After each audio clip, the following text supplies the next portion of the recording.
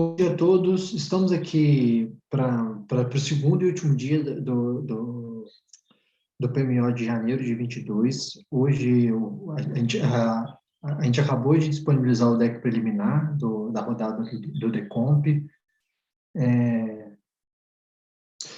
O mês de janeiro é um mês comum, com muitas modificações, muitas alterações. Quem acompanhou aí pela noite, pela madrugada, verificou que os horários de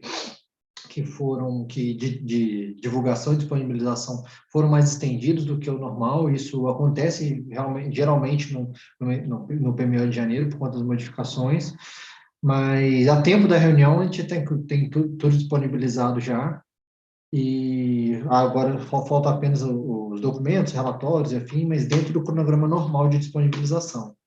Os insumos demoraram um pouco mais, mas a execução do PMO em si tá dentro do horário normal. Por conta de todo esse trabalho que a gente teve, dessa nossa atualização, algumas apresentações não estão 100% prontas ainda. A gente pede um pouquinho, a gente pede um pouquinho de paciência para a gente começar as apresentações um pouco mais tarde. Eu estou abrindo agora 9 horas para fazer esse esclarecimento, para prestar satisfação para vocês, que a gente está aqui empenhado para atender todos, para fazer tudo da forma mais ágil possível para todos, mas algumas apresentações ainda não estando prontas. A gente vai pedir aí uns 10 minutos para, de fato, começar as apresentações do dia de hoje. A gente vai abrir o intervalo agora de 10 minutos e espera voltar em 10 minutos com a primeira apresentação, que vai ser sobre previsões de vazões para as próximas semanas. A gente agradece a atenção de todos e espera retornar nos próximos 10 minutos. Muito obrigado, pessoal. Até daqui a pouco.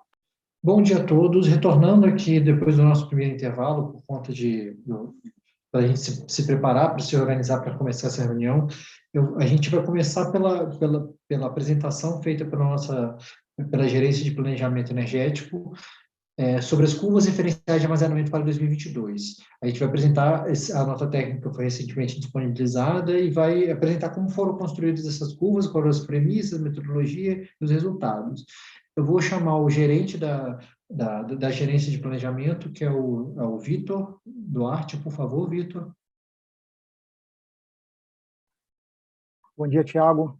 Obrigado. Bom dia a todos aí que nos assistem. Então, como o Tiago comentou, nesse mês de dezembro, o INS, ele, no primeiro momento, disponibilizou ao Ministério de Minas e Energia a nota técnica que descreve a construção, né? Oh, perdão, deixa eu ligar minha... Não percebi que minha câmera estava desligada. Pronto. Que descreve a metodologia para o cálculo das curvas referenciais de armazenamento, né, que vão vigir em 2022. E aí, no segundo momento, nós disponibilizamos no site do INS. Essas curvas, elas foram discutidas, né, bastante debatidas lá no âmbito do CNSE, e por meio aí de uma reunião técnica extraordinária, no mês de dezembro, elas foram aprovadas. Tá? Então, foi um trabalho construído em conjunto, a CCE, a ANEEL, EPE, eram importantes contribuições para que a gente chegasse aí a esse produto final. É importante, antes aí de eu introduzir a apresentação, eu vou até começar aqui a projetar a minha tela, mas é importante comentar que essa curva, ela, na verdade, e o que eu vou apresentar aqui, tá, são basicamente as premissas que foram utilizadas na sua construção, tá, e apresentar as curvas propriamente ditas. Ao longo desse ano, existe um segundo momento, que uma outra discussão que vai acontecer também no âmbito do CNSE, que é o de como utilizar essas curvas e como definir o despacho fora da ordem de mérito. Tá? Então, eu não vou apresentar aqui, eu não vou fazer qualquer menção a como o despacho fora do mérito seria definido com o uso das curvas. Isso vai entrar em discussão agora e, tão logo, né, essa discussão se encerre e a forma de uso seja aprovada, é a intenção aqui do operador também divulgar uma nota técnica com essa metodologia. Então, por hora, a gente vai ficar apenas com a apresentação da curva propriamente dita. Tá? Então, eu começo aqui a minha apresentação mostrando para os senhores, e essa apresentação ela vai ficar disponível, tá? E nela existe um hiperlink, tá? Aqui na parte de baixo, no qual vocês podem fazer o download da nota técnica, é a nota técnica 156 de 2001, tá? Então, fazendo o download dela, aqui no texto vai estar detalhada toda a forma de construção, premissas de uma forma mais profunda em relação ao que eu vou apresentar aqui, e a gente, claro, está sempre à disposição aí depois para discutir qualquer ponto da nota técnica, tá? Então, eu vou passar agora um pouco pelas premissas, pelo menos aquelas que são mais relevantes, tá, para a construção, e ao longo da minha fala eu posso apontar aqui alguma diferença em relação àquela curva que foi utilizada em 2021. Tá? Apesar de ter algumas diferenças em relação à curva do ano passado, a metodologia foi basicamente a mesma. Tá? Então, nós usamos a partir de uma definição de cenários de vazão no qual nós queremos nos proteger. Adiante eu vou apresentar quais são esses cenários. Nós fazemos de forma recursiva, né, sempre avaliando por um determinado mês T-1, qual é o nível que me protege daquele nível T, e aí há um nível T de partida, que acontece lá em novembro do primeiro ano, né, aquele nível que nós chamamos de nível de segurança do período úmido, do período seco, perdão.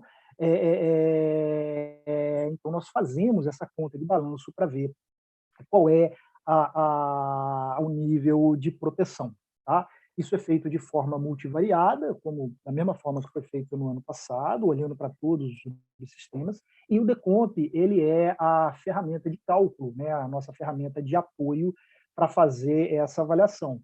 É claro que quando a gente tem, isso é feito a reservatório equivalente, né, ainda que muitos níveis são definidos de forma individualizada, mas a definição da curva ela é sistema equivalente, e ao ter 4 sistemas equivalentes, né, e estar olhando para 4 níveis, eu tenho aí um problema que ele tem infinitas soluções. Tá? Então, não é uma simples solução, né, de um sistema de equações lineares, na verdade, é um sistema de equações com infinitas soluções. Então, o Deconta ele vem aí para nos auxiliar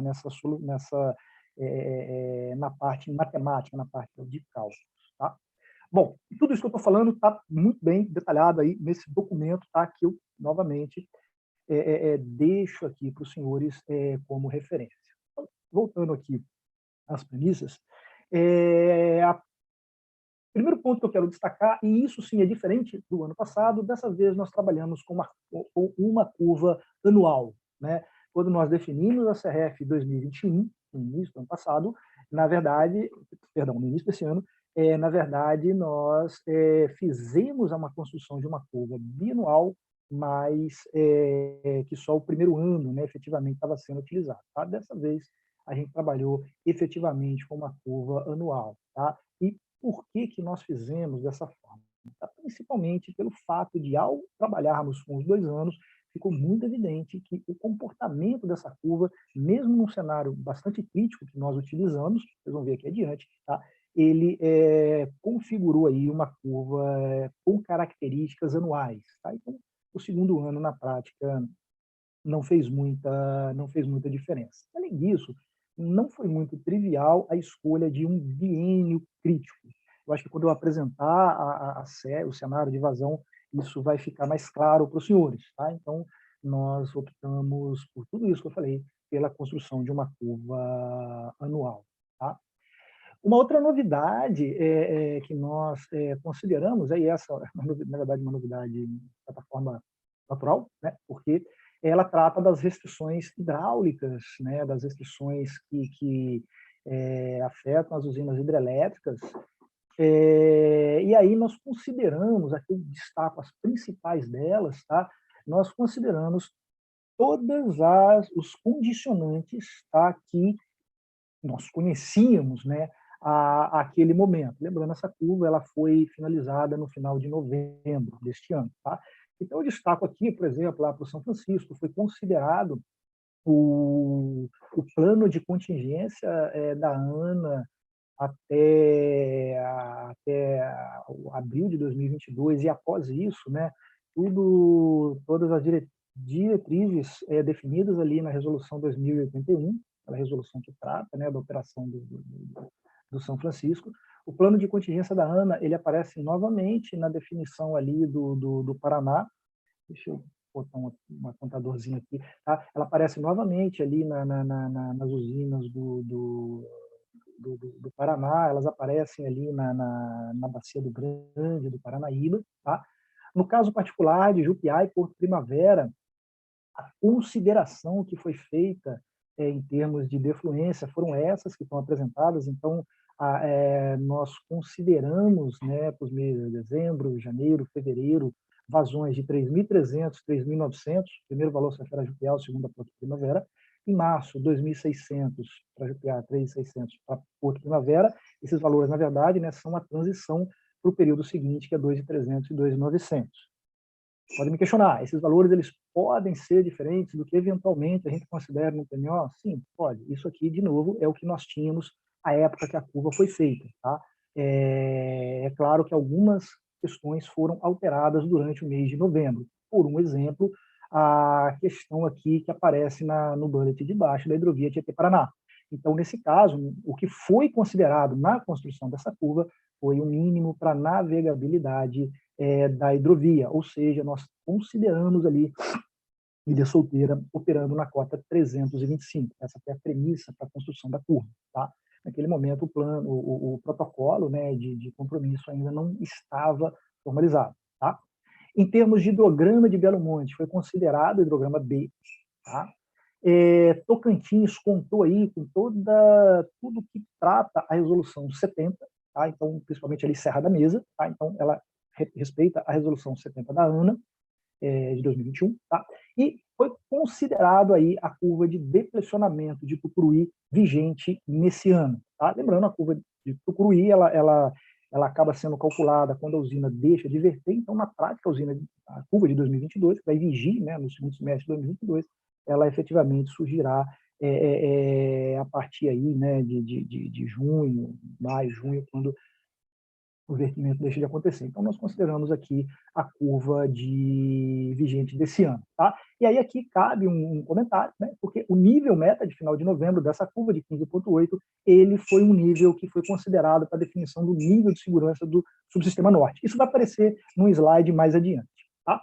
Bom, avançando mais um pouco, tá? Falei aqui das restrições hidráulicas, deixa eu falar um pouquinho agora das questões térmicas. Nós consideramos, até maio de 2022, as mesmas premissas que foram consideradas na elaboração do prospectivo de 2022. Esse prospectivo também está divulgado no site do INS. Eu deveria ter colocado aqui no site, nessa apresentação, o link, não coloquei, eu coloco antes de disponibilizar para vocês, para deixar como referência, mas está lá no site, tá? Então essas premissas estão descritas, também na nota técnica da CRF ela está descrita, e a partir de junho de 22 foi considerado toda aquela oferta valia no PMO de dezembro, de novembro de 2021. Tá?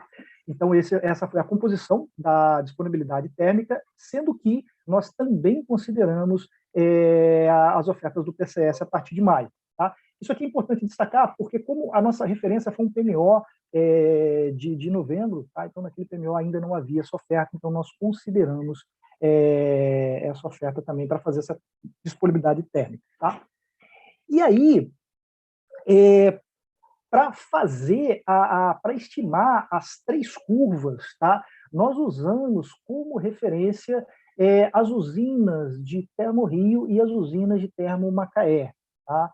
Então, só lembrando, né, depois quando a gente vê, quando eu apresentar para os senhores a curva, isso fica mais claro, mas só lembrando, desculpem aí a baixa qualidade do meu desenho, mas basicamente, né, como é que a gente trabalha? A gente tem aqui novembro, né, a gente parte de um determinado ponto e a gente faz uma construção, né, de forma regressiva desses níveis de armazenamento. Para essa curva, é considerado um determinado montante de despacho térmico. Tá? Então, nós temos, para a curva mais crítica, tá, a consideração de toda a disponibilidade termoelétrica, tá? Ou seja, os 19.199 megawatts, isso é a média de janeiro, novembro. Então, isso compõe o que nós chamamos aqui de curva C. Depois é construída uma segunda curva, um pouco mais amena, opa, desculpa, que ela, né, ela vem um pouquinho aqui mais acima, e essa curva ela é construída da mesma forma que a curva de baixo, mas considerando um montante de térmica um pouco menor. Então, aqui foi considerado esse montante de 16.635, tá? Para esta curva aqui, tá? E basicamente o que está implícito nessa representação é que qualquer coisa que aconteça nesta região aqui, tá, estaria associada a um despacho térmico desse montante. Tá? Esse montante, na verdade, ele representa, tá, o despacho térmico até a Termomacaé, tá, que tem um CBU aqui de R$ 740 por megawatt-hora. Na versão anterior da CRF, da CRF 2021, nós chamávamos essa curva, né, de curva CVU 650. Tá? A referência era a mesma, mas esse era o CVU dessa usina, e agora a gente está, na verdade, chamando, né, de curva A, curva B e curva C. Por fim, a gente faz uma terceira curva partindo desse mesmo ponto, partindo desse mesmo ponto, a gente faz aqui uma terceira curva, e essa curva ela é construída considerando este montante aqui de despacho térmico, tá? 12.211. Tá? Então, a referência aqui é Termorrio, e toda a térmica, e todo o armazenamento que acontece aqui nessa região, né, ele está associado a esse montante aqui de despacho térmico. Tá? Depois a gente vai ver essa curva mais bonitinha, lógico, não dessa forma um pouco estranha que eu desenhei aqui, desculpem a qualidade do meu desenho, mas é só mesmo para a gente entender quais são esses três montantes de térmica que estão colocados aqui. Pronto. Então, essas foram as nossas referências, tá? Esses valores de térmica, eles aparecem depois lá na frente, não se preocupem. E aí, por fim, tá falando também de premissas mais gerais, né, a carga e a oferta de usinas não simuladas, eólicas, PCH, PCT, etc., tá? Foram montantes associados aí ao Programa Mensal de Operação, tá? É o PMO de novembro, como eu falei. E os limites elétricos, né, eles estão associados ao PMO, mas também impactados por aquele prospectivo que foi feito lá no final de novembro. Tá? Então, essas são as premissas gerais, tá, do DEC como um todo, da configuração como um todo. Falando um pouquinho agora da ENA, que foi adotada para a gente fazer a estimativa dessa curva, aqui sim a gente fez uma avaliação, tá, dos últimos montantes de ENA associados aí ao sistema Sudeste e Centro-Oeste, tá? E nós consideramos, e aqui a gente fez uma pequena composição, tá? Nós observamos, a gente olhando mês a mês, os anos de 2017, 2018, 2019, 2020, 2021, etc., tá? Nós fizemos aqui uma comparação dos montantes de ENA entre todos esses anos, tá? Eu destaco aqui em preto, pessoal, a 2019, que foi a sequência, né, que foi utilizada na CRF do ano passado. Então, a gente observa que para 2021, tá, essa curva aqui azul escura, ela né, apresenta montantes de ENA, né, isso aqui olhando o Sudeste como um todo, bem críticos, né, bem bastante inferiores em relação aos anos anteriores. Isso não é segredo para ninguém. Tá? Nessa tabela aqui embaixo, eu apresento aqui a média dessas ENAs, tá? E o quanto que isso representa aqui em termos de armazenamento do Sudeste. Porém, a gente Na verdade, estava fazendo, né, esse estudo, a gente estava fazendo essa avaliação aqui nessa época, outubro, novembro, tá? Então, a gente já tinha, né, toda essa realização aqui do ano de 2021, mas a gente ainda não tinha acontecido, né, outubro, novembro, dezembro, e então nós consideramos para esse final de ano, para compor uma sequência anual dessa curva, o próprio ano de 2020, tá? Então, dessa forma, a ENA considerada para o cálculo da CRF, ela é essa composição do que foi observado, né, até setembro, em termos de Sudeste, e em 2021, tá? E depois, a partir de outubro, nós consideramos aí observado 2020. Tá? Então, essa foi a sequência adotada para a construção. Esse foi o juízo de valor, né, que nós fizemos, essa foi a avaliação que nós fizemos para a seleção da série histórica que a gente iria considerar. A partir daí, a gente trabalha com as vazões individuais para cada um aí dos aproveitamentos. Tá? Bom, falei da ENA, isso para tudo sim. Tá? Falei da ENA e agora falando um pouquinho, né, dos níveis de segurança do período seco, qual é o racional que nós utilizamos, né, para estabelecer aqueles níveis lá de novembro. No caso, essa tabela ela apresenta aí os principais reservatórios do Sudeste, Centro-Oeste. Tá? Então, tem nessa tabela todas as referências que foram adotadas. Então, por exemplo, no caso das principais reservatórios aqui do Grande, tá? Nós considerando aqui Furna, Mascarenhas, tá? Os limites da faixa de atenção estabelecidos ali no ofício 56 da Agência Nacional de Águas, tá? No caso, perdão, isso na verdade toda a bacia do Grande, né? Marimbona, Água Vermelha também, tá? Então, consideramos esse ofício. No caso das usinas do Paraíba do Sul, a resolução 1382 e assim por diante, tá? Então aqui nós temos cada uma dos instrumentos, tá, que nos guiaram para estabelecer os níveis mínimos individuais, e a partir desta tabela, a composição dela gerou aí qual foi o nível mínimo do subsistema Sudeste e Centro-Oeste, tá? Que, por uma coincidência numérica, continua ali nos 20%, que já eram considerados no mês passado. Até porque, na verdade, coincidência numérica mais ou menos, né, na verdade, esse racional aqui ele não difere muito daquele que foi usado no ciclo passado. Tá? Claro que as resoluções, vários desses instrumentos regulatórios não existiam, mas o que foi estabelecido neles não difere muito daquilo que nós consideramos. Bom, isso aqui é o Sudeste, tá? Se a gente for olhar agora o Nordeste, aí aqui a gente vê a resolução 2081 bastante presente, tá? E o resultante desses níveis, tá? A gente considerou aqui como limite as faixas de atenção, né, das usinas, tanto de Três Marias quanto de Sobradinho, tá? E aí isso resulta no nível do Nordeste de 23,50. Tá?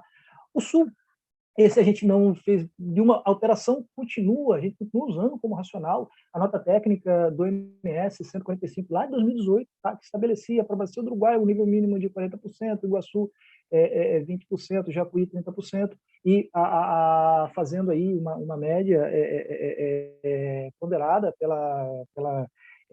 pelo significado de cada uma dessas bacias, né? A gente chega nesse nível de 30%, esse nós já conhecemos, esse continua sendo tratado. E, por fim, aqui o Sistema Norte, a gente considera, como eu já tinha mencionado, para a Serra da Mesa, a Resolução 70. Tá?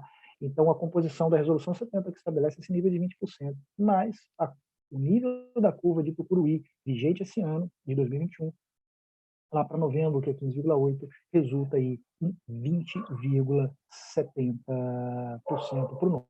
Tá? Então, esses são os níveis de segurança do período úmido. Tá?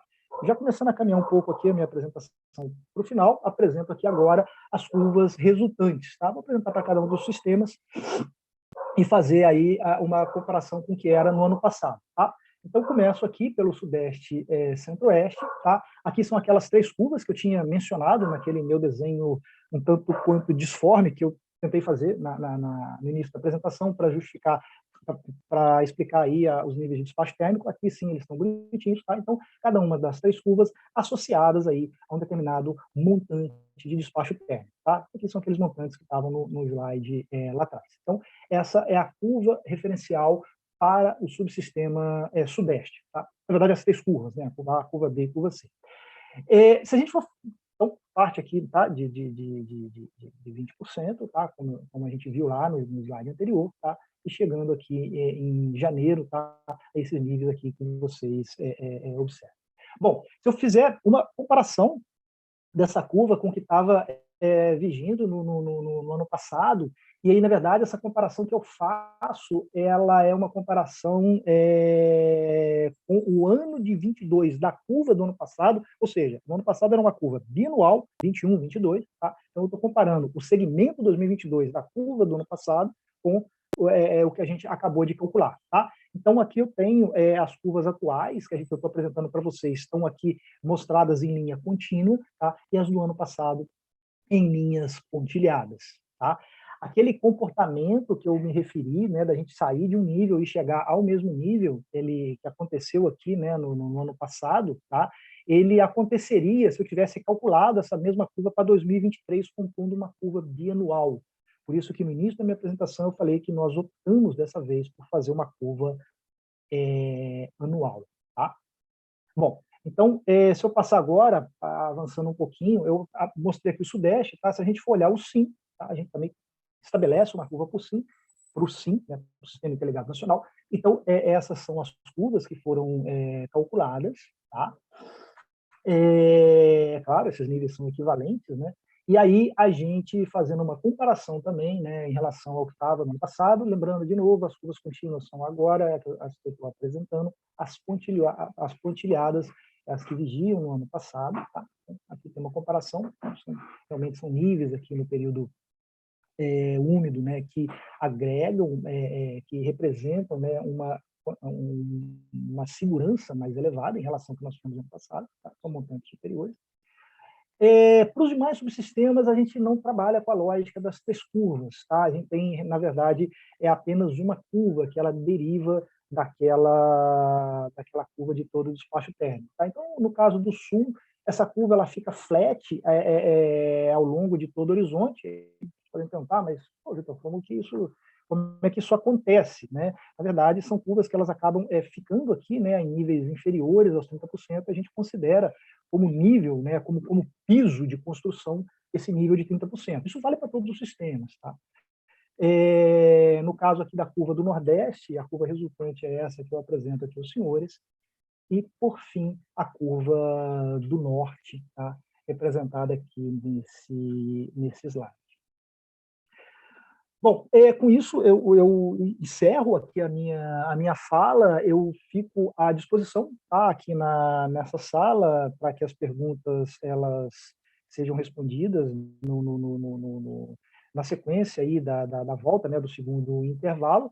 Tá? Essa apresentação, de novo, ela vai ser disponibilizada, nela existe a referência, existe o link para a nota técnica, se vocês procurarem no site, ali na parte de notícias, também pode ser encontrado, tá? Mas todo esse material vai ficar disponibilizado aos senhores. Meus amigos, com isso eu encerro a minha fala. Tiago, devolvo aí a fala a você e agradeço a todos pela atenção. Obrigado, Vitor. Bom dia a todos. A gente encerra, com essa apresentação do Vitor, a gente encerra nosso primeiro bloco.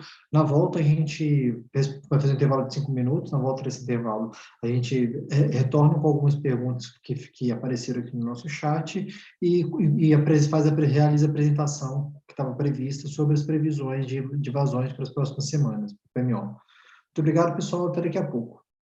Bom dia a todos. Retomando a nossa reunião aqui, o nosso segundo bloco, a gente vai começar esse bloco com as perguntas que ficaram pendentes. A primeira delas que eu vou fazer a leitura aqui é da Letícia Zanetti, da Celesc. Bom dia. Em dezembro foi estabelecido o valor de 15 gigawatts médios para o despacho adicional das térmicas. Foi informado que a próxima reunião do CMSE será em 12 de janeiro. No entanto, qual é o sentimento do ONS em relação a este número?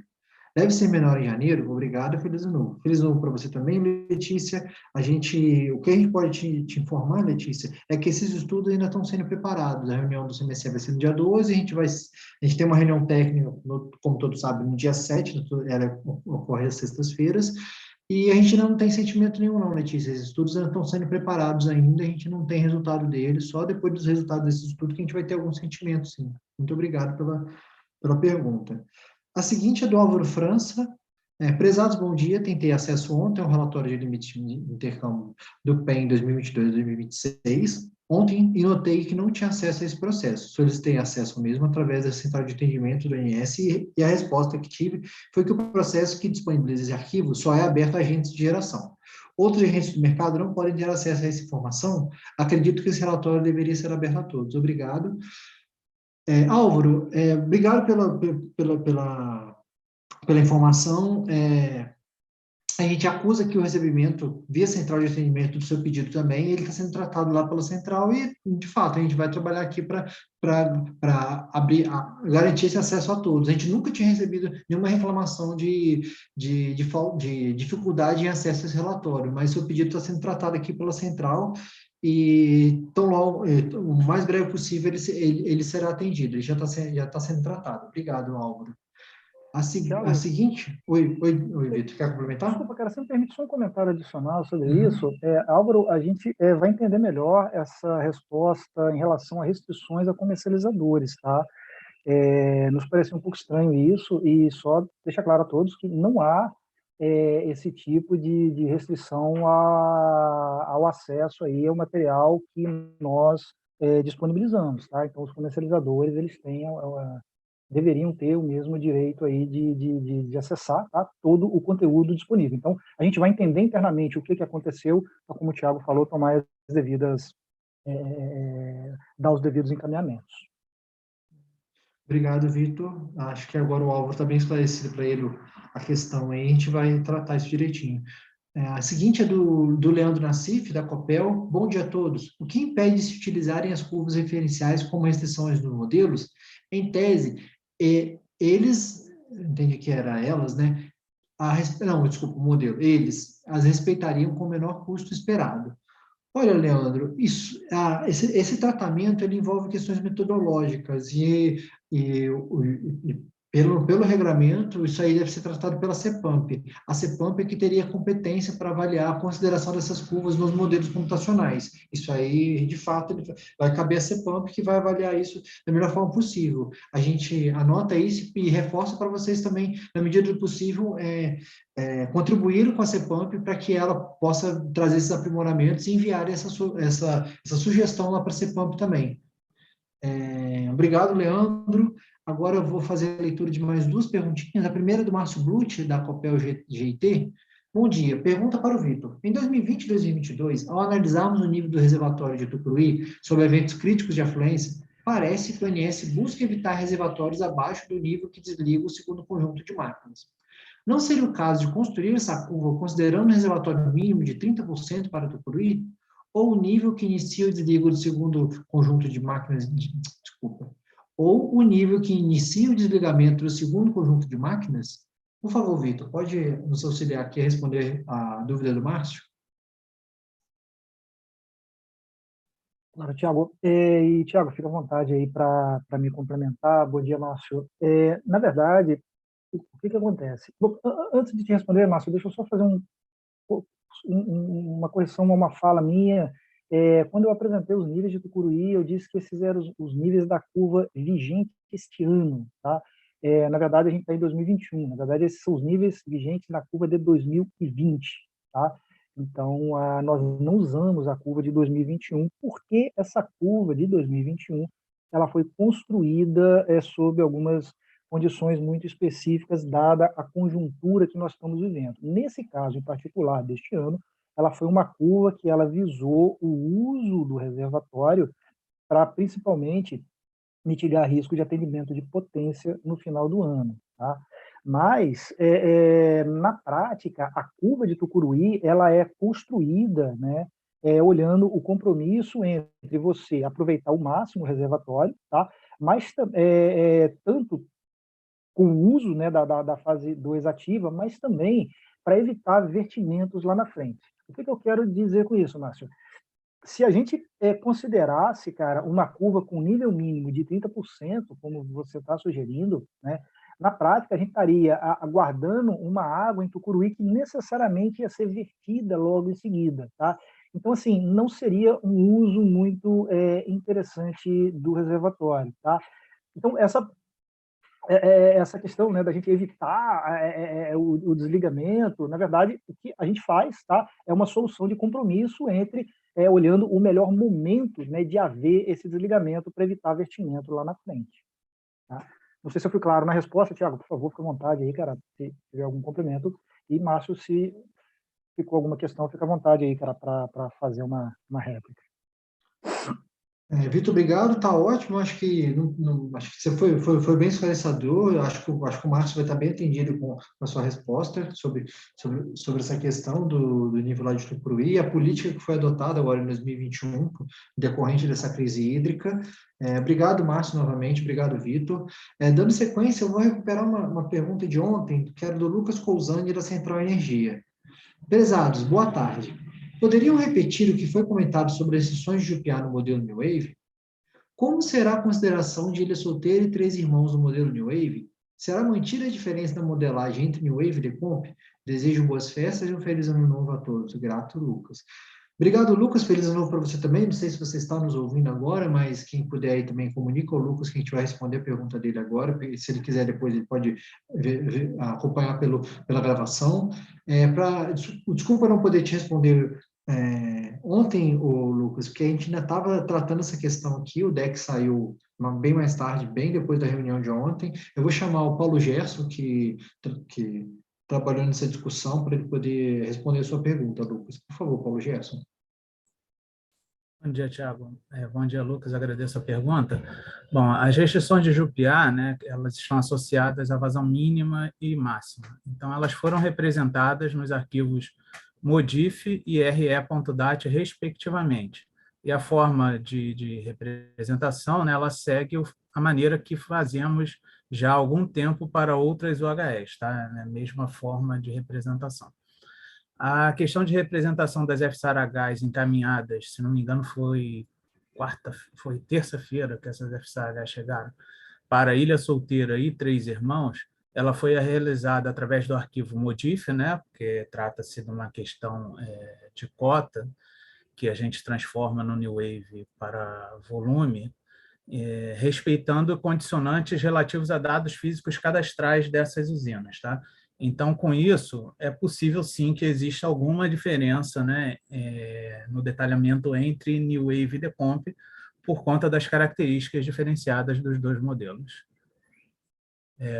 Feliz ano novo aí para você, tá, Lucas? Obrigado, Thiago. Obrigado, Paulo Gerson. Na sequência, eu vou convidar o Frederico, da Gerência de Recursos Hídricos e Meteorologia, para fazer a apresentação sobre as previsões de vazões. Por favor, Fred. Opa, bom dia, Thiago. Bom dia a todos que estão acompanhando esse PMO de janeiro para o ano de 2022. A apresentação está aparecendo já aí, Thiago? Sim, Fred. Beleza, pode seguir. Então, ok. Então, vamos começar mostrando, dando o aviso, né, que nesse PMO a gente incorporou nas MLTs, nas médias de longo termo, o ano de 2020. Então, aí tem uma tabela com quais são as novas MLTs de ENA para cada um dos subsistemas em cada um dos meses. Essas informações já estão disponíveis no Sinteg para quem quiser baixar. Então, vamos começar pelo subsistema Sudeste. Em dezembro, no PMO, a gente tinha feito a previsão de chegar em 99% da MLT de ENA, e durante as revisões a gente teve uma oscilação, né, com uma tendência negativa, né, diminuindo mais ou menos em cada uma das revisões. E o estimado para o fechamento de dezembro é de 87%, que representa, né, o 50º dezembro do histórico, em 91 anos. Já em janeiro, né, como acrescenta mais um ano, né, 2022 no histórico, a gente tem, a partir, né, de janeiro, um histórico de 92 anos. A previsão para o Sudeste de média mensal é de 63.467 megawatts médios, ou 96% dessa média de longo termo, que representa o 41º janeiro do histórico. Então, agora a gente dá aí um enfoque nas principais bacias, né, mostrando que a previsão do Grande tende a subir nas primeiras semanas de janeiro e estabilizar mais para o final do mês. fechando uma previsão mensal de 92%. No Paranaíba também deve ter um incremento em relação a essa semana corrente, mas ao longo das semanas deve subir ainda um pouco menos do que a gente tem previsto no Grande, né? Fechando uma previsão mensal de 75%. No Tietê também, previsão de ascensão no início de janeiro e aí recessão na segunda metade. No Paranapanema também mesmo comportamento de subida e estabilidade, fechando uma previsão mensal de 74%. E na Bacia do Paraná também, né, incremento nas 2 primeiras semanas e estabilidade nas demais semanas do mês, fechando uma previsão mensal em 88% da média de longo termo. No Subsistema Sul, a previsão no PMO para dezembro era de 55%, e essa previsão foi sendo corrigida ao longo das revisões, até um fechamento estimado em 30% da média de longo termo, fechando como o 21º menor histórico de dezembro. Para janeiro, a situação melhora um pouco, né? As vazões tendem a subir até um patamar de 2.970 megawatts médios no mês de janeiro, ou então 40% da média de longo termo. Contudo, olhando os históricos de janeiro, essa previsão ainda é a 7ª menor dos históricos de janeiro, nos 92 anos. Então, mostrando aí o comportamento das previsões na Bacia do Rio Iguaçu, que tem previsão de ascensão para as próximas semanas, fechando uma previsão mensal de 44%. E a Bacia do Rio Uruguai, né, também com uma ascensão no hidrograma mais sutil, mas fechando uma previsão mensal em 32% da média de longo termo. O Subsistema Nordeste. Em dezembro, no PMO de dezembro, a gente tinha previsto 86%, e esse valor foi revisto, né, subindo gradativamente durante as revisões 3 e 4, e agora o estimado para o fechamento de dezembro é em 102%. Representa, né, o 35º menor histórico de dezembro em 91 anos. Para a próxima semana deve ter um incremento nas vazões, e, portanto, na ENA do Nordeste, e depois o subsistema se estabiliza ali próximos dos 16.000 megawatts médios, ficando, né, a previsão mensal em 16.567 megawatts médios, ou 123% da média de longo termo. Olhando todos os janeiros do histórico no Nordeste, coloca essa previsão de 123% como a 26ª do histórico. Aí, para a Bacia do Rio São Francisco, a gente tem que a previsão de ascensão nos próximos dias e estabilidade durante o mês de janeiro inteiro, ficando ali todas as previsões próximas dos 15.000 megawatts médios, fechando uma previsão mensal em 111% da MLT. O Subsistema Norte, a gente é previsto no PMO fechar em 215%, e ao longo das revisões esse valor foi diminuindo, fechando esse subsistema. Hoje, a nossa estimativa é que dezembro feche em 187%, que é o segundo maior dezembro do histórico. Para janeiro, a gente ainda deve continuar tendo uma ascensão na primeira semana, e aí depois, nas próximas semanas, o quadro é de uma recessão bem sutil. A previsão para janeiro fica em 28.495 megawatts médios, ou 183% da média de longo termo, que é o 5º maior histórico de janeiro em 92 anos.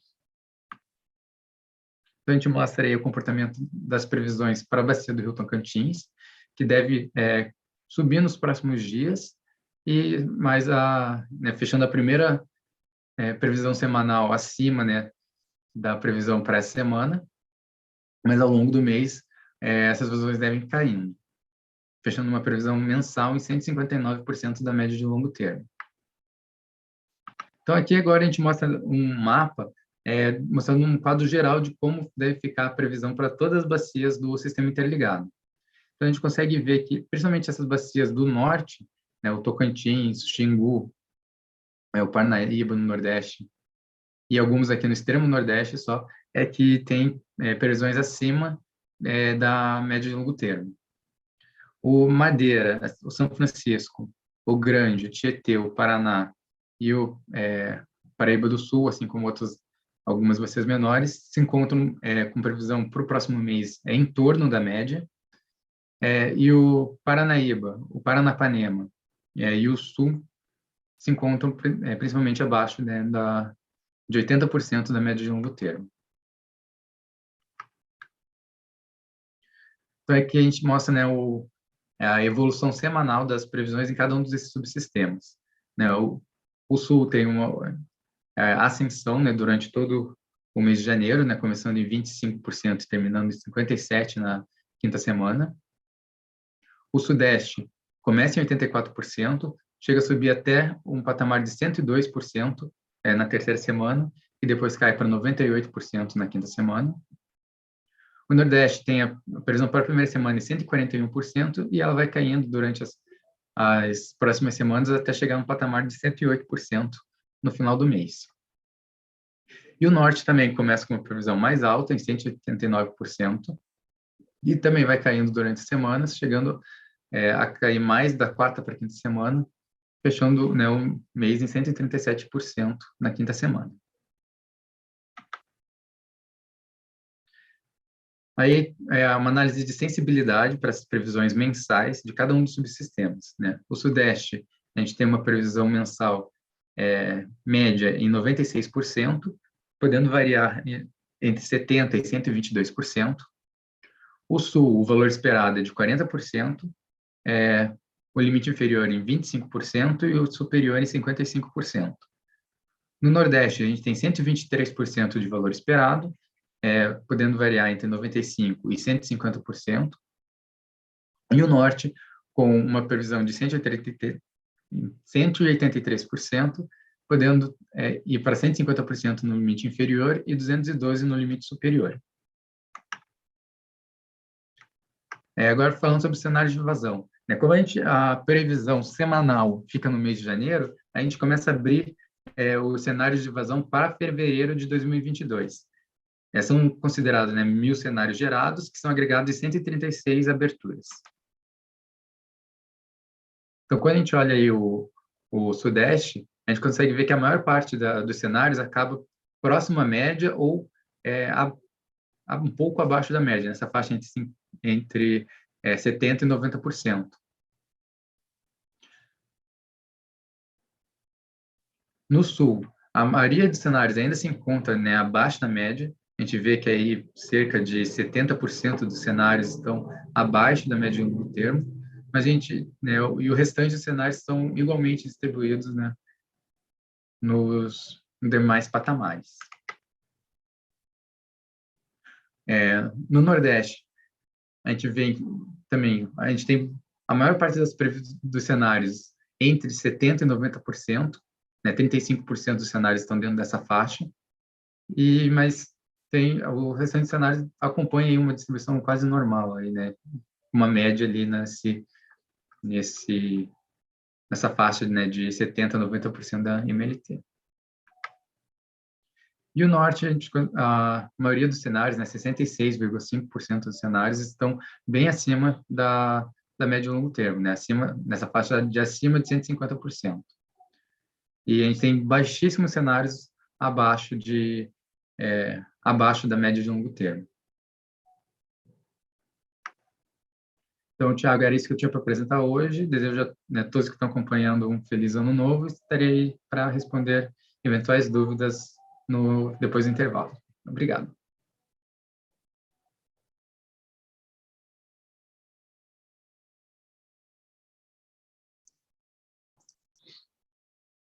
Fred, desculpa, eu tive que... Eu caí um pouco aqui, mas já voltei. Você acabou, né? Acabei sim. Tá. Desculpa, pessoal, por esse desencontro, mas obrigado a todos por estar aqui assistindo a nossa reunião. Obrigado, Fred, por ter apresentado. A gente acaba agora esse bloco. A gente faz um novo intervalo de 5 minutos. Na volta, a gente retorna com os resultados da simulação do PMO de janeiro de 2022. Muito obrigado, pessoal. Até daqui a pouco. Bom dia a todos. Voltando aqui para mais um bloco, nosso penúltimo bloco de apresentações. Vamos fazer a leitura aqui das perguntas que chegaram para nós no nosso chat. A primeira delas, do André Duque, da Comerc. No deck do Decomp disponibilizado hoje, as HVs 2021 trouxeram como comentário a indicação dos futuros valores referentes aos diversos níveis mínimos programados para os próximos meses. Os valores apresentados neste DADGER para os níveis mínimos 323 e 30 e 323 e 40 foram calculados para a referência de cota mínima 319 metros. Entendo que, a partir do atingimento do nível de 323, esta seria a nova cota mínima adotada como referência.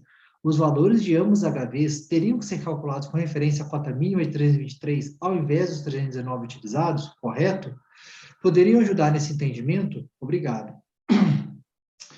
Oi, André, tudo bem? Voltando a esse assunto, é o seguinte, hoje a gente está, as usinas estão abaixo dessa cota 323, elas ainda estão abaixo dessa cota 323, a gente tem um plano isso justamente é um plano de recuperação, a gente está recuperando para essas cotas, para a cota 323 de mínimo, estando ainda abaixo, a gente precisa sim para definir uma cota abaixo da mínima. E a cota abaixo da mínima que a gente vem trabalhando por todos esses meses é a 319. Lembrando, 319 é a cota para a qual a gente calcula o volume mínimo de referência. E a outra questão é que esse volume mínimo de referência, ele não é um dado temporal, ele é um dado estático. Tem que ser utilizado o mesmo volume mínimo de referência para todo o horizonte do estudo. Como no início do horizonte ela está abaixo da 323, nós temos que utilizar, sim, um volume de referência abaixo, porque eu estou garantido que eu estou representando bem por todo o horizonte. E as HVs, por outro lado, não, elas podem ser, elas permitem permite uma representação temporal. Aí lá nas HVs, sim, que a gente coloca esse detalhamento temporal. Mas no mnemônico VOLMIN, que é onde eu falo volume mínimo de referência, esse valor não é para todo o horizonte, e de fato a gente definiu sendo 319 porque a gente está abaixo da 323.3, e para não criar um outro valor intermediário, ter que fazer todo um trabalho que não agregaria nada, e ser mais transparente, mais simples possível, repetimos o valor de 319 que vem sendo utilizado. Quando sim, no valor verificado, a gente ultrapassar o 323, aí sim, nesse caso, a gente vai voltar para no nível mínimo de 323 metros, mas até lá a gente vai continuar usando o nível mínimo de referência 319. Obrigado pela dúvida, de fato é uma dúvida que é um detalhezinho da modelagem que é importante a gente ter caracterizado aqui.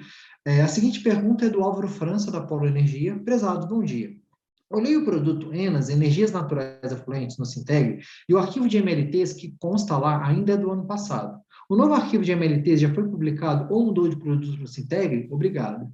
Vou pedir para o Fred nos ajudar aqui com a dúvida do Álvaro. Por favor, Fred. Bom dia, Álvaro. Realmente você tem razão, eu vou até me corrigir. A tabela de ENAS vai ser publicada ainda hoje no Sintegre, tá bom? É nesse produto mesmo que você comentou na sua pergunta. Obrigado. Aproveitando, Fred, eu vou te passar mais uma pergunta, que é do Evandro Cardoso, da Norus Energy. Ele diz o seguinte: bom dia. Sobre os Previvaz oficial rodado ontem, 29/12, foram publicados ARC underline entrada com 52 semanas e não com 53 semanas, como definido que seria rodada a partir do PMO de novembro. Vai voltar a rodar Previvaz com 52 semanas definitivamente agora em 2022? Se sim, essa mudança não precisaria ser comunicada com antecedência? Notamos diferenças significativas entre as rodadas com 52 e 53 semanas. Obrigado. A dúvida do Evandro. Opa, bom dia, Evandro. Então, não é uma mudança, né? O Previvaz, ele sempre tem que ser configurado com, né, a configuração do ano da primeira semana prevista por ele. Então, Então, como a gente está fazendo todas as previsões, né, começam no PMO de janeiro de 2022, a gente tem que usar a configuração de ano de 2022, que tem 52 semanas. Né, o que aconteceu no ano passado é que a semana tinha 53 semanas o ano, mas assim, a semana 53 era quase tinha os mesmos dias praticamente que a semana 1 do ano. Então, assim, durante o ano a gente adotou continuar rodando com 52 semanas, porque não ia ter diferenças significativas, mas quando a gente chegou para fazer as revisões de dezembro ia ter a semana 53, então a gente teve que corrigir as rodadas. Mas para o PMO de janeiro e para o restante das previsões de 2022, será só usado 52 semanas, que é o esperado mesmo, tá bom? Obrigado, Fred. Agora eu tenho mais duas perguntas para o Vitor, que vai nos ajudar aqui a responder. A primeira delas é do Márcio Blutti, que é um complemento à pergunta dele anterior, com o Márcio Blutti da Copel GIT. Para o Vitor, obrigado pela resposta. Ainda sobre o reservatório de Tucuruí, concordo plenamente que o nível de reservatório de 30% significará investimento, assim como, muito provavelmente, os 15% da curva atual. A questão é a diferença entre o que está nesta curva em análise e o que o ONS vem fazendo, ao que parece, nos 2 últimos anos. Na argumentação do Vitor, pareceu-me que a decisão sobre respeitar ou não a curva vai depender de como os profissionais do ONS entendem o contexto do momento, provavelmente entre outubro e dezembro. Essa personificação das decisões e a falta de previsibilidade, bem como o total descompasso entre a operação e os resultados dos modelos, são bem preocupantes para as empresas que têm que negociar energia com tamanha incerteza. Assim, não seria melhor utilizar os modelos e na operação uma curva previsível que de fato vai ser respeitada? Obrigado. Por favor, Vitor. Vamos lá, Thiago. Bom, mas tem várias partes essa sua pergunta, cara. Vamos fatiar aqui. Você disse que na minha argumentação pareceu que há uma decisão que ela ocorre de uma forma um pouco pessoal, tá? Então, até me desculpo se eu passei essa impressão, na verdade não, né? Lembrando que toda a discussão sobre as premissas e metodologias, elas acontecem no fórum, tá? Lá dentro do CMSE, com uma participação importante de todas as instituições, tá? Então, é claro que essas metodologias elas estão em constante evolução, então é natural que a cada ano a gente possa apresentar aí algum delta em relação à metodologia do ano passado, ainda bem, né, que a gente tem essa possibilidade, isso acontece, né, com tudo, com os modelos, com tudo que a gente faz aqui no setor elétrico, eu acho isso saudável, mas a gente não toma, tá, essa decisão de forma pessoal. Então, se a decisão que está sendo tomada hoje, ela não acontece porque, eventualmente, eu estou gerente aqui dos estudos energéticos e se amanhã outra pessoa outra pessoa, ao assumir minha posição, vai fazer algo diferente. Então, eu só queria desfazer um pouco essa impressão que eu posso ter causado ao ter em relação a questões de pessoais, tá, de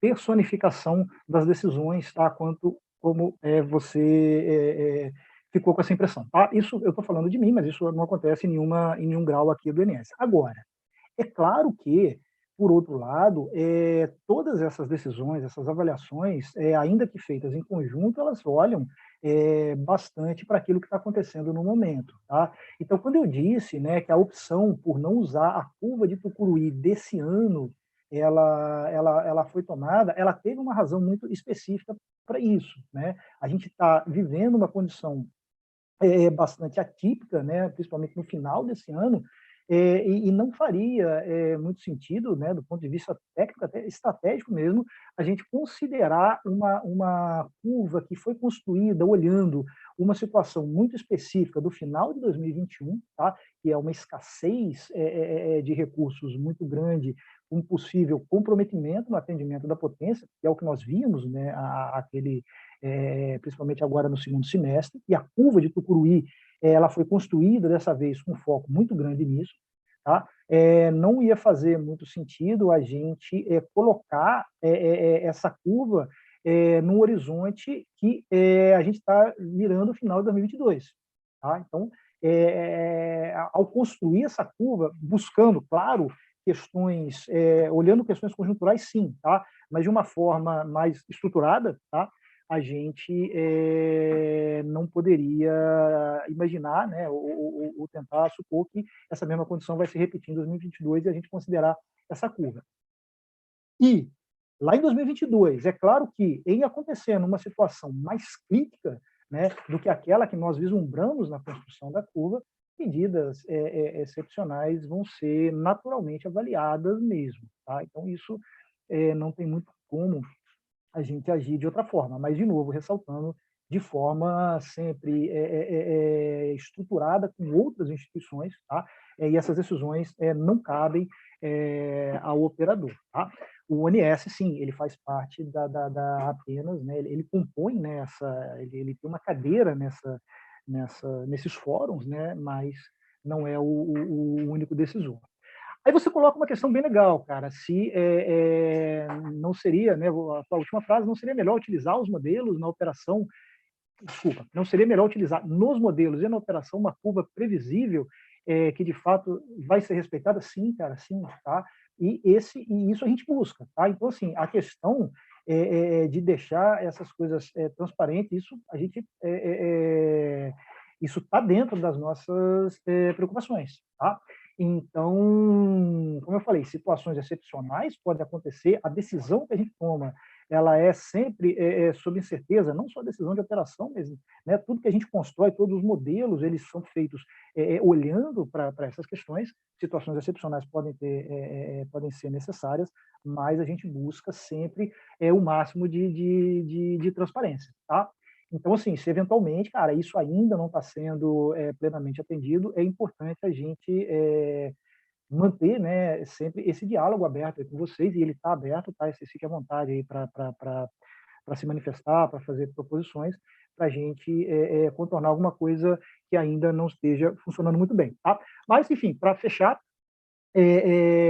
a questão aqui realmente, tá, desse ano em particular, ela foi tomada sob uma situação muito específica, tá, do final de 2021. Tá? Só para fechar, repara que quando eu falo do plano de contingência da ANA, tá, eu falo dele até maio, até abril. Né? Eu não peguei as condições de novembro que estão no plano da ANA e repliquei para o ano que vem, porque esse plano não vai estar vigente, primeiro. Tá? E a gente não vai supor que lá na frente a gente vai estar sob as mesmas condições que a gente estava esse ano. Tá? Isso só para exemplificar, cara, que nem sempre, né, a gente replicar situações de agora lá para frente, elas vão fazer sentido, tá? Só para ilustrar aí um pouquinho da minha fala. Tá? Márcio, de novo, cara, continuamos aí à disposição, cara. Não sei se eu atendi aí se eu respondi aí plenamente a tua pergunta. Tchau. Obrigado, Vitor. Obrigado pela resposta aí ao Márcio. Peço para você ficar aí para responder mais uma pergunta, que é da Amanda Carvalho. Pessoal, não ficou claro para mim qual vai ser o critério para o despacho fora da hora de mérito. Poderia explicar melhor? Será pelo CVU/energia armazenada? Se não está estabelecido, quando estará e como saberemos? Por favor, Vitor. Beleza. Não, Amanda, eu realmente, cara, assim, o critério para o despacho fora do mérito, eu não expliquei, tá? Porque, na verdade, esse critério não está estabelecido. Tá? Então, como eu tinha comentado no início, né, o primeiro passo desse trabalho que eu apresentei aqui para vocês foi a construção, né, as premissas de construção da curva e a curva propriamente dita, e esse é o conteúdo daquela nota técnica que eu apresentei.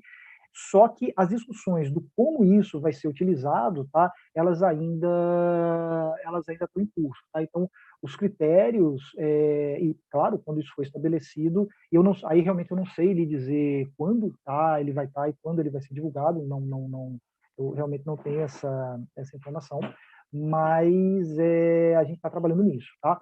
Agora, o que eu posso, Amanda, assim, dar uma ideia, são as ferramentas que, eventualmente, né, a gente vai usar na definição dessa metodologia. Eu apresentei aqui uma delas, tá? Uma outra ferramenta que muito provavelmente vai ser usada, né, são os estudos prospectivos, tá? Então, olhando para os estudos prospectivos, muito provavelmente, tá? Olhando para essa curva que eu apresentei hoje, é que a gente vai desenhar aí quais são os critérios para se despachar, tá? Eventualmente, alguma outra ferramenta pode ser aí agregada nessa nossa caixa, mas isso ainda não está estabelecido, não. Tá? Obrigado, Vitor. Com essa última resposta do Vitor, a gente encerra as perguntas desse bloco. Vou convidar o Lucas Brito para fazer a apresentação dos resultados desse PMO. Por favor, Lucas. Tiago, bom dia. Bom dia a todos que estão nos acompanhando. Vou compartilhar a tela só um minutinho. Acredito que já esteja aí para vocês. Eu vou, Perfeito, então... Lucas, pode seguir. Obrigado, Tiago. Eu vou, então, passar aqui a apresentação com os resultados do modelo Decomp para esse PMO de janeiro de 2022. A gente sempre traz a nossa agenda, né, os principais tópicos que a gente vai trazer os resultados aqui para compartilhar com vocês. E iniciando pela energia natural afluente, a previsão de carga, a gente sempre traz essas duas tabelinhas com os valores do PMO. Então fica aqui também para futura consulta dos senhores. Falando um pouco sobre a importação de energia, a Diana também já trouxe ontem essa informação, então reforçando. Nós recebemos duas ofertas, ofertas de dois agentes pela República Oriental do Uruguai. Foram os agentes Eletrobras e Enel.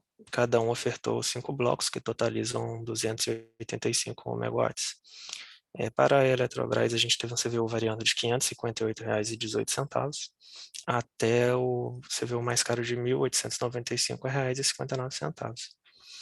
Para o agente Enel, nós tivemos o CVU do primeiro bloco em R$ 561,40 e o CVU do quinto bloco em R$ 1.895,15. Pela República da Argentina, nós recebemos a oferta do agente Enel, essa semana em 2 blocos, que totalizam 2.200 megawatts. O primeiro bloco com CVU de R$ 1.897,16 e o segundo bloco em R$ 2.033,38 por megawatt-hora. Agora, de fato, entrando nos resultados deste PMO, a gente inicia falando aqui sobre o custo marginal de operação. A gente traz para essa primeira semana operativa, que é a semana em análise, a semana em questão, um valor de CMO para os subsistemas Sudeste, Centro-Oeste e Sul equalizados, em um valor médio de R$ 66,62 por megawatt-hora. E no subsistema Nordeste, nós temos um valor médio de R$ 36,09. No subsistema Sudeste, nós temos tanto o patamar de carga pesada quanto o patamar de carga média equalizado com o subsistema Sudeste, Centro-Oeste e Sul. E no Norte, em todos os patamares e, consequentemente, o CMO médio desse subsistema é 0. Aqui também nessa tabela, né, a gente traz a expectativa dos CMOs para as próximas semanas operativas deste primeiro mês do horizonte. A gente tem também uma figura aqui, um bolotário, que representa os limites atingidos de transferência de energia entre os subsistemas. A gente pode perceber que o subsistema Norte atingiu o limite de transferência de energia para o subsistema Sudeste e Centro-Oeste em todos os patamares de carga. Também em todos os patamares de carga, nós tivemos o atingimento do recebimento do Sudeste através do nó fictício de Imperatriz. A gente atingiu também o limite no patamar de carga pesada e média da exportação de energia do Norte através do nó fictício de Imperatriz, tanto para o subsistema Nordeste quanto para o subsistema Sudeste e Centro-Oeste. E no subsistema, na transferência de energia entre os subsistemas Nordeste para o subsistema Sudeste e Centro-Oeste, o atingimento do limite no patamar de carga leve. Abaixo a gente traz também essa tabelinha com os valores de energia armazenada dos subsistemas. A gente tem aqui o valor inicial dos 4 subsistemas e também o compilado para o SIM como um todo. Então, o Sudeste a gente está partindo neste PMO em 25%, e a gente espera chegar ao fim de janeiro em 37%. Para o Sul, 43% de partida e uma expectativa de chegar ao fim de janeiro em 34%. No Nordeste, a gente parte de 51,6%, chegando ao final do mês em 72,5%. E no Norte, partindo de 52,6% e uma expectativa de chegar ao fim do mês em 85,7%. Também nessa tabelinha a gente tem a expectativa deste PMO para as outras semanas operativas, dessa curva de energia armazenada. A gente pode perceber que todos os subsistemas tiveram uma elevação, exceto o subsistema Sul, até o final do mês de janeiro, e o SIM também, que partiu de 32,23%, chegando ao final do mês de janeiro em 45,43%.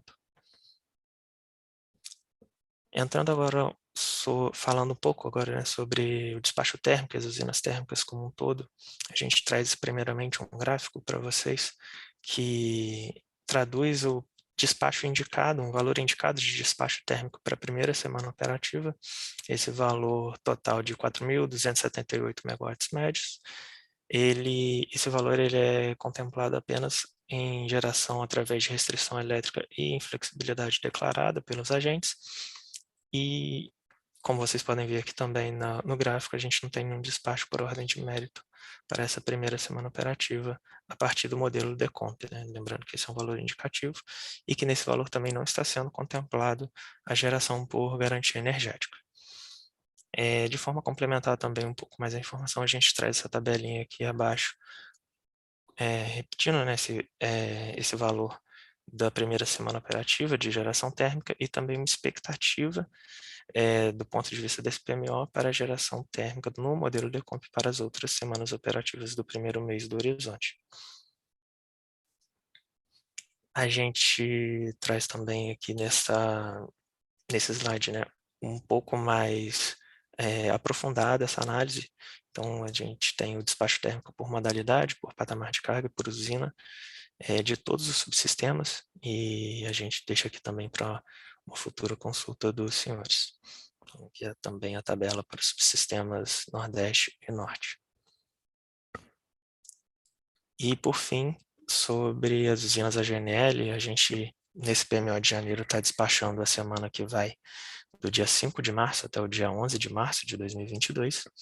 A gente pode perceber que, pelos resultados de benefício de cada usina, de cada subsistema, a gente não tem configurado o despacho antecipado por ordem de mérito de custo, tanto para Santa Cruz, Luiz R. Melo e Porto Sergipe 1. Mas, entretanto, o ANS segue comandando o despacho antecipado para as usinas de Santa Cruz e Luiz R. Melo, nessa semana de 5 de março até 11 de março de 2022, por garantia energética, e para Porto Sergipe não está sendo comandado o despacho por garantia energética nesta semana mencionada. Algumas informações adicionais que a gente também sempre traz são sobre o nosso fórum. A gente sempre está abrindo os fóruns às sextas-feiras, que ele fica aberto de 9 a meio-dia, exceto alguma excepcionalidade, como é o caso deste PMO, que a gente está com o fórum aberto neste momento, na quinta-feira, até meio-dia, para receber as dúvidas e questionamentos referentes ao DEC preliminar que já foi publicado. E também vocês podem acessar aqui por esse link. E a gente fica também à disposição para contato através da nossa caixa de e-mail, da gerência de programação mensal, e também através da central de atendimento e relacionamento dos agentes nos telefones e e-mail aqui apresentados para vocês. Fica então o meu desejo de um feliz 2022 para todos e devolvo a palavra para você, Thiago. Muito obrigado. Obrigado a você, Lucas. Com essa apresentação do Lucas, a gente encerra esse nosso penúltimo bloco, fazendo um novo intervalo de 5 minutos para no final voltar com as respostas que a gente tiver para trazer para vocês e fazer a leitura da ata. Muito obrigado, pessoal. Até daqui a pouco. Bom dia a todos mais uma vez. Estamos agora no nosso último bloco. A primeira informação, temos duas informações a fazer aqui. A primeira delas é que a nossa equipe de recursos hídricos e meteorologia identificou uma diferença de valores na apresentação de resultados do GIVASP. Isso já foi corrigido, a apresentação final que vai ser disponibilizada já vai constar com essas atualizações, e quando eu fizer aqui a leitura da ata, vocês vão perceber que eu vou falar alguns valores diferentes do que foi apresentado. A outra questão é uma pergunta que ainda ficou pendente do José Guilherme Machado, da GNA. O José Guilherme, ele perguntou ontem se a gente teria alguma estimativa melhor sobre as restrições lá das térmicas de GNA, na região de Norte Fluminense, das térmicas de GNA, Termacá e Norte Fluminense. E comentou que a expectativa é que o somatório de geração hidráulica das usinas da região, Simplício, Anta e Ilha dos Pombos, as usinas hidráulicas, ficasse abaixo de 220 MB. E perguntou qual seria a motivação da expectativa de limitação da geração das usinas, ficando em torno de 2.600, e desejou a todos aqui um feliz 2022. Olha, Zé Guilherme, de fato, a gente avaliou esses números, tanto o 220 da estimativa de geração, quanto o 2.600 do limite de restrição nas térmicas, levamos isso para a nossa equipe de gestão de intervenções elétricas para reavaliar esses números. Não conseguimos concluir a tempo de trazer para a nossa reunião aqui. A gente vai pedir, gentilmente, pedir para você encaminhar essa dúvida lá para a nossa central de relacionamento, que é relacionamento.agentes@ons.org.br, e lá a gente vai dar algum direcionamento à sua questão. De fato, para responder com precisão a sua questão, vai necessitar de realizar alguns cálculos, talvez algumas simulações, e que não foi possível de trazer a resposta aqui no tempo de reunião de PMO, mas no tempo de atendimento lá da central de relacionamento vai ser possível atender sim, a gente acredito que sim, dar um direcionamento pelo menos melhor para a sua questão. Peço desculpas de não poder responder agora, mas a gente espera poder responder de outra forma. Obrigado, José Guilherme, pela contribuição. Encerrando aqui o nosso chat, não vamos fazer leitura de nenhuma pergunta a mais, a gente respondeu todas as questões que nos foram encaminhadas até o momento agora, às 11h23. Eu vou iniciar a leitura da ata da reunião do PMO de janeiro de 2022, vou compartilhar minha tela aqui com vocês, compartilhando a tela. Esperar só a confirmação. Tá bom. Vou fazer a leitura da ata aqui. Ata da reunião do PMO de janeiro de 2022, que ocorreu nos dias 29 e 30 de dezembro de 2021. Corrigindo aqui. A transmissão, ela ocorreu de forma online, em virtude da pandemia do Covid-19. A programação mensal de operação para o mês de janeiro de 2021. A gente vai falar sobre cada um dos dias de reunião, primeiramente, como se desenvolveu a reunião do dia 29/12. As seguintes apresentações foram realizadas. Pela Câmara de Comercialização de Energia Elétrica, foram apresentadas restrições enquadradas na previsibilidade para o cálculo do PLD, pela Gerência Executiva de Planejamento Energético, PE, os dados de entrada no modelo New Wave para o mês de janeiro de 2022, para a elaboração do PMO do referido mês. As curvas referenciais de armazenamento para o ano 2022. Acompanhamento e previsão de carga. A Gerência de Previsão de Carga, PEC, iniciou sua apresentação mostrando o panorama dos indicadores econômicos que sinalizam uma mudança na trajetória de recuperação da indústria em relação aos meses anteriores.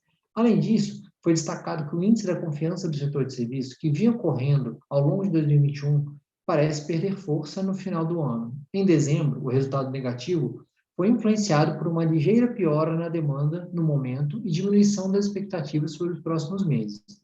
Foi destacado que o resultado dos indicadores estão de acordo com as premissas de curto prazo consideradas para as projeções de carga do Planejamento Anual Energético, PLAN 2022-2026.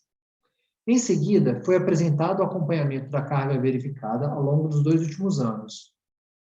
Para o ano de 2021, foram apresentados os valores verificados por subsistema para o período de janeiro a novembro. Para dezembro, foram mostrados os valores estimados para o mês com base nos 27 primeiros dias verificados, e mais a previsão para o restante dos dias. Além dos valores verificados, estimados, para os meses de janeiro e dezembro do ano em curso, foram apresentadas também as respectivas taxas de crescimento em relação aos mesmos meses do ano anterior. Para o mês corrente, foram ressaltados os principais destaques meteorológicos e econômicos que vêm impactando o comportamento da carga. Finalizando, foram apresentadas as previsões consolidadas pelo subsistema para os meses de janeiro e fevereiro de 2022, consolidadas no PMO de janeiro de 2022, sendo as mesmas comparadas com os valores previstos no Plano 2022-2026. Pela Gerência Executiva de Planejamento Energético, PL, principais alterações de limites PMO, curto prazo, janeiro de 2022, e atualizações de limites de médio prazo. Pela Gerência Executiva de Programação, PR, pontos de destaque da operação eletroenergética do SIM no mês de dezembro de 2021, os dados de entrada do modelo DECOMP para o mês de janeiro de 2022 para a elaboração do PMO do referido mês, acompanhamento do modelo DECEM na programação diária. Meteorologia e hidrologia. No dia 29/12, a Gerência de Recursos Hídricos e Meteorologia apresentou a previsão hidrometeorológica e análise das condições climáticas. O mês de dezembro foi marcado pela permanência do padrão de precipitação sobre as bacias hidrográficas das regiões Norte, Nordeste e em partes das regiões Sudeste e Centro-Oeste. A configuração de 3 episódios da zona de convergência do Atlântico Sul ao longo do mês de dezembro favoreceu a ocorrência de precipitação acima da média nas bacias localizadas na região Norte e na bacia do Rio São Francisco. As demais bacias de interesse para o SIM terminarão o mês com anomalia negativa de precipitação, consequência da rápida passagem das frentes frias pelo litoral das regiões Sul e Sudeste. As capitais brasileiras apresentaram valores de temperatura mínima variando entre a média e acima da média histórica. Em relação à temperatura máxima, as capitais apresentaram temperaturas dentro da média, com exceção de Porto Alegre e São Paulo, que apresentaram temperatura máxima acima da média. A configuração sinótica observada no mês de dezembro desfavoreceu as gerações eólica e solar, principalmente nas semanas em que ocorreu a configuração da zona de convergência do Atlântico Sul. Na primeira quinzena de janeiro, espera-se a formação de uma grande banda de nebulosidade e chuva acima da média nas bacias do Xingu, Tapajós, Tocantins, Médio e Alto São Francisco, Paranaíba, Grande, Paraíba do Sul, Doce e Jequitinhonha, que deve ser favorecida pela oscilação Madden-Julia, MJO, que está em fases favoráveis à intensificação da precipitação dessas bacias no período. Climatologicamente, os meses de dezembro a março são os mais chuvosos nas bacias hidrográficas brasileiras, com exceção das localizadas na região sul, caso do Uruguai, Jacuí e Iguaçu. A zona de convergência intertropical se aproxima da faixa norte do Nordeste, ocasionando uma diminuição gradativa da geração eólica dessa área. Embora chova com frequência, o período também é marcado por altas temperaturas nas regiões Sul, Sudeste, Centro-Oeste e Nordeste, além do Tocantins, principalmente nos meses de dezembro e janeiro. O fenômeno Laninha, o resfriamento das águas do Oceano Pacífico Equatorial, segue bem caracterizado e com intensidade próxima do limiar entre fraco e moderado, em torno de menos 1 grau Celsius. Durante o mês de dezembro, a atmosfera mostrou forte acoplamento ao fenômeno, com os ventos alísios em superfície e ventos de oeste em altos níveis intensificados e radiação de onda longa negativa sobre a Indonésia. O fenômeno enfraquece nos próximos meses e ainda persiste ao longo de todo o verão, com probabilidade de mais de 70%. A transição para a neutralidade ocorre no início de outono. No trimestre março, abril, maio, a probabilidade é de 50% de laninha e 50% de neutralidade.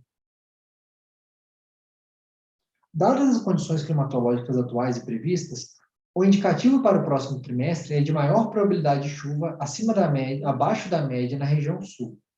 Nas regiões norte e nordeste, especialmente nas bacias do Xingu, Tapajós, Tocantins e São Francisco. Os modelos climatológicos indicam maior probabilidade de chuva no tercio acima da média. Para as demais áreas do país, a previsibilidade é baixa e não há consenso entre os modelos, indicando que fenômenos climáticos de menor previsibilidade e duração devem ser acompanhados com regularidade no período. MJL, que é a oscilação de Madden-Julia, Oceano Atlântico, módulo anular sul, etc. Em relação à temperatura, os modelos climatológicos indicam condições de temperatura entre os tercios normal e acima da média para a maior parte do Brasil, com maior anomalia prevista para a região sul, e temperatura entre os tercios normal abaixo da média na faixa norte do país. Foi informado que, a partir desse PMO de janeiro de 2022, os modelos SMAP e ONS foram reagrupados por bacias: Norte, Nordeste, Sul, outras Sudestes, Paranazão e Grande mais Paranaíba. Com a junção dos modelos, todos os BAT.conf usarão a distância multicritério como medida de performance. Também foi informado sobre a realização da revisão 3 de janeiro de 2022, no dia 19 de janeiro de 22, em decorrência do feriado do dia 20 de janeiro de 22 na cidade do Rio de Janeiro, e sobre a adoção da versão 9.0 do GEVASP, conforme o despacho número 4135 da ANEEL. Lembrando, a realização da revisão para as vazões. As vazões a previsão de vazão será realizada no dia 19 de janeiro, mas a publicação a publicação da revisão do PMO em si, da simulação do DECOMP, do DEC do DECOMP, será feita no dia 20 normalmente, como já é feito. Será feita a elaboração será no dia 20 e o DEC preliminar será divulgado entre o dia 20 e o dia 21, geralmente a gente divulga entre a noite do dia 20 e a manhã do dia 21, à medida que a gente conseguir concluir a execução do modelo DECOMP, e o resultado final será disponibilizado no dia 21, como qualquer dia, se não tivesse ocorrido feriado. Foram apresentados hidrogramas com a precipitação média verificada e média prevista pelos modelos, bem como as vazões verificadas nos últimos dias e as vazões previstas resultantes do modelo SMAP-ONS para a primeira e segunda semanas operativas do mês de janeiro de 2022. Bacias dos rios Grande, Paranaíba, Tietê, Paranapanema, Iguaçu, Uruguai, Jacuí, Capivari, Itajaiaçu, Paraná, São Francisco, Tocantins, Madeira, Telespires, Xingu, Paraguai, Doce, Mucuri, Jequitinhonha e Paraguaçu. O ONS também apresentou os resultados dos cenários de vazões de longo prazo obtidos com o modelo SMAP-ONS a partir da utilização da chuva histórica, 2006 a 2020, e da previsão de precipitação do modelo SMWF estendido. Na sessão de perguntas abertas aos agentes, a PRH esclareceu dúvidas sobre o motivo de ser utilizado 52 semanas do Previvais para o Paraguai do Sul, a expectativa do ONS de prazo para voltar a utilizar o modelo SMWF na precipitação por conjunto. No dia 30/12, o que aconteceu? Primeiramente, foi apresentado a tabela com as novas MLTs mensal de ENA para os subsistemas. Também foi apresentado o desempenho da previsão de vazões no mês de dezembro de 2021 para cada um dos subsistemas, sempre comparando o valor previsto no PMO e revisões com o valor estimado para o fechamento do mês. Posteriormente, foi apresentada a previsão de vazões para o mês de janeiro de 2022 para todos os subsistemas, sendo detalhada a evolução dos vazões das bacias dos rios Grande, Paranaíba, Paranapanema, Paraná, Iguaçu, Uruguai, São Francisco e Tocantins. Destaca-se na previsão da ENA mensal que o subsistema Norte, 183%, apresenta MLT bem acima da média histórica, enquanto o subsistema Sudeste, 96%, e Nordeste, 123%, apresentam ENAs próximas à MLT, e o subsistema Sul, 40%, se apresenta bem abaixo da média histórica. Para o mês de fevereiro de 2022, os cenários gerados foram agregados em 116 aberturas. Para o subsistema Sudeste, 76,2% dos cenários gerados apresentam ENA entre 70% e 110% da MLT. Para o subsistema Sul, 78,7% dos cenários gerados apresentam ENA abaixo de 90% da MLT. Para o subsistema Nordeste, 70,2% dos cenários gerados apresentam ENA entre 50% e 110% da MLT. Para o sistema Norte, 58,1% dos cenários gerados apresentam ENA acima da MLT. Assuntos gerais. A gente lembra que esse trecho de assuntos gerais, ele vem sendo agregado sempre ao final das nossas atas de reunião, e o primeiro parágrafo que a gente comumente vem atualizando, portanto, a gente já não faz a leitura de todo o trecho de assuntos gerais, mas fica para registro aqui para vocês na ata. O primeiro parágrafo nos diz o seguinte: o representante da Eletrobras informou que a potência contratada pela Eletrobras com Itaipu para o mês de janeiro de 2022 para o sistema brasileiro é de 9.935 megawatts. As demais informações são o que eu já comentei, né, que elas são repetidas ao longo dos PMOs. Não havendo mais nada a tratar, a reunião foi encerrada. Assim, essa ata aqui, fiz a leitura da ata preliminar, agora a gente abre um período de 30 minutos para os agentes enviarem suas contribuições para essas atas, ou provavelmente, até aproximadamente meio de 10, meio de 15, a gente vai coletar essas contribuições, vai compilar as contribuições que os agentes nos enviarem, e na sequência, assim que possível, que a gente puder incorporar todas essas contribuições dos agentes e responder eventuais questões que sejam tratadas na ata, a gente vai fazer a publicação da ata para acesso de todos. Agradeço a presença de todos que nos assistiram aqui, agradeço a toda a nossa equipe do INS, de todas as gerências envolvidas que participaram dessa reunião do PMO de janeiro de 2022. Aproveito para desejar a todos um feliz 2022, que o ano novo traga boas notícias, traga sucesso, realizações, paz, saúde a todos que nos acompanham aqui na realização de todos os PMOs ao longo do ano, que 2022 traga condições boas para o sistema brasileiro e traga paz para todos nós. Mais uma vez agradeço e declaro encerrada a nossa reunião. Um abraço a todos e até a próxima, gente. Muito obrigado.